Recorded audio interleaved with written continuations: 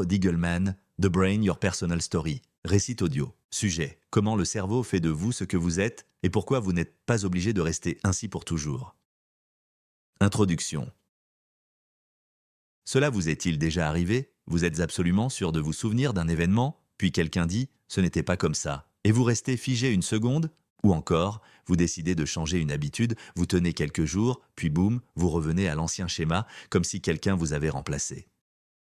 Ce n'est pas de la magie ni une faible volonté, c'est le cerveau. Le cerveau n'est pas seulement un organe qui pense, c'est un système vivant qui s'ajuste en permanence. Aux personnes autour de vous, au stress, à la joie et à ce que vous répétez chaque jour. Si on résume cela en une seule idée, c'est celle-ci. Ce que vous êtes aujourd'hui est la trace de votre vie, pas un réglage d'usine. Et honnêtement, c'est une bonne nouvelle, car si le cerveau peut se réorganiser, cela signifie que certains changements peuvent être guidés. Pourquoi l'être humain n'est-il inachevé?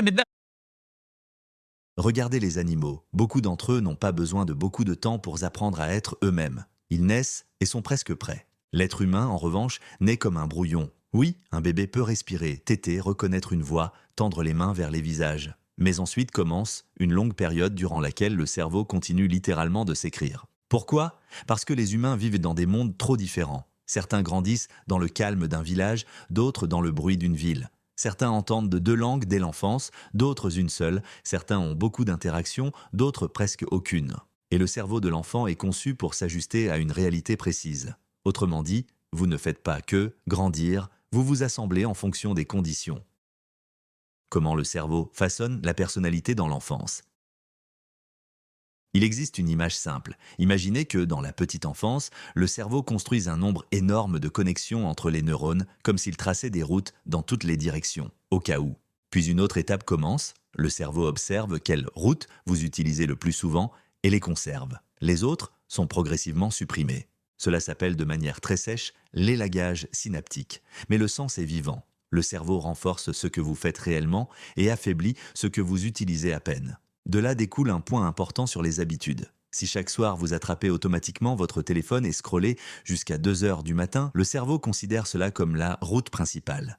Il lui est plus facile de l'activer à nouveau. Et si vous apprenez régulièrement des mots, lisez, entraînez une compétence, cette route devient elle aussi plus facile. Le cerveau est, en substance, un comptable honnête. Il ne discute pas de ce qui est juste. Il enregistre simplement ce qui se répète. Pourquoi l'environnement compte autant? Si le cerveau s'assemble en fonction de la réalité, une question importante se pose. Que se passe-t-il lorsque cette réalité est pauvre? Il existe des situations où un enfant est nourri, habillé, soigné, mais où il n'y a presque aucune communication ni contact émotionnel. Peu de paroles, peu de jeux, peu de chaleur. De l'extérieur, on se dit « au moins l'enfant est en vie ». Mais pour un développement normal, le cerveau a besoin de plus que de simples calories. Il a besoin de signaux, une voix, un regard, une réponse, un jeu partagé et un sentiment de sécurité. Sans cela, des difficultés d'apprentissage émotionnel et relationnel peuvent apparaître plus tard. Et ici, il est important de le dire avec précaution, ce n'est pas une étiquette à vie. Le cerveau peut compenser beaucoup de choses si un soutien et un environnement sain apparaissent. La conclusion est simple, la communication et le soin ne sont pas un bonus agréable. Ils sont une nourriture de base pour le cerveau. Le cerveau adolescent, pourquoi il veut parfois tout risquer?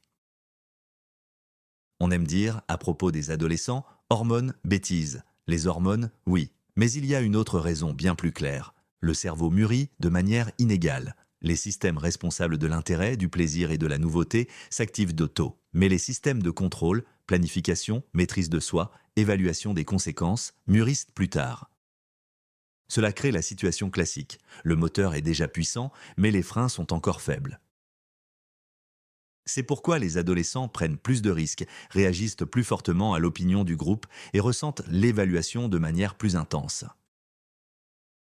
Et voici ce qu'il est utile de savoir. Ce n'est pas une excuse à n'importe quoi, mais c'est une explication de pourquoi l'environnement, le soutien et des limites claires sont si importants à cet âge, car le cerveau apprend encore à se gérer. Le cerveau adulte est aussi plastique. Passons maintenant à l'âge adulte. Il existe une phrase « Je suis adulte, je ne change plus ». Elle est confortable, mais elle n'est pas vraiment vraie. Le cerveau adulte change lui aussi, pas aussi vite que dans l'enfance, mais il change.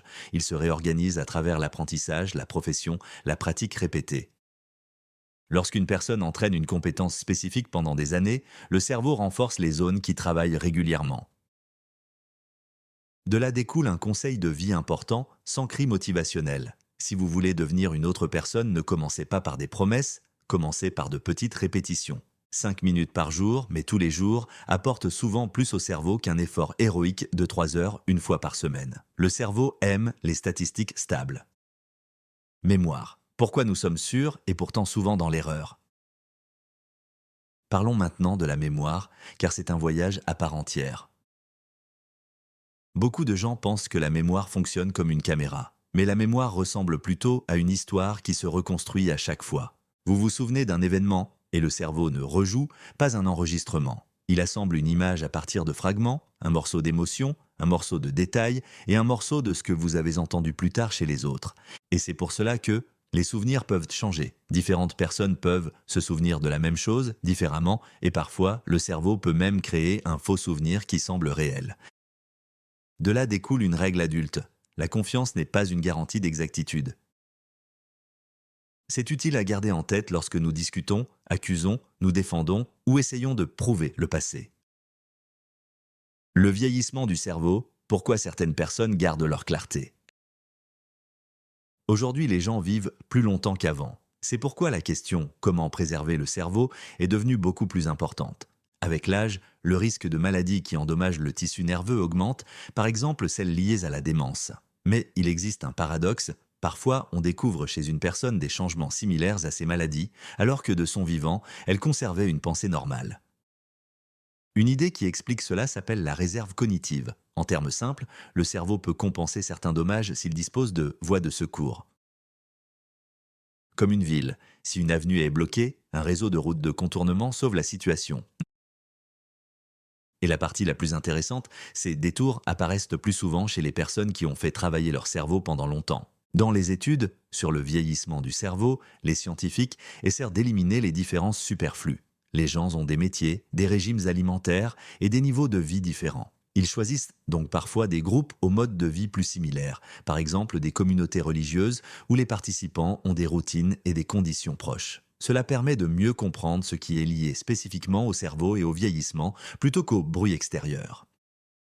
Concrètement, la réserve cognitive est soutenue par la charge mentale, apprentissage, lecture, nouvelles compétences, la communication et la participation à des activités, le mouvement et l'activité physique, le sens et le but. Et ce qui érode le plus souvent cette ressource, le stress chronique, la solitude, l'anxiété et la dépression, le manque de sommeil. Ce ne sont pas des formules magiques. Il s'agit de la manière dont le cerveau distribue son énergie. Final, ce que vous pouvez faire dès maintenant. Si l'on réduit tout à une version simple, on obtient 5 étapes. Premièrement, faites chaque jour quelque chose de petit et de nouveau. Une pensée, un mot, une compétence ou une tâche. Deuxièmement, ne vous isolez pas. Le cerveau est un organe social. Il fonctionne réellement moins bien dans l'isolement. Troisièmement, bougez. Pas forcément une salle de sport ou des exploits. Même la marche régulière est un signal pour le cerveau que le corps est vivant. Quatrièmement, le sommeil et le stress. C'est ennuyeux, mais c'est la base. Cinquièmement, gardez un objectif au moins pour les prochains mois. Le cerveau a besoin de sens, sinon il commence à appuyer sur le bouton rouge. Et l'idée principale à retenir, vous n'êtes pas une personnalité figée. Vous êtes une personne qui change parce que le cerveau sait se réorganiser. Merci à tous pour votre attention. La narration a été réalisée individuellement pour la chaîne Audiobook Lover. Abonnez-vous et écrivez en commentaire quel livre vous aimeriez entendre ensuite.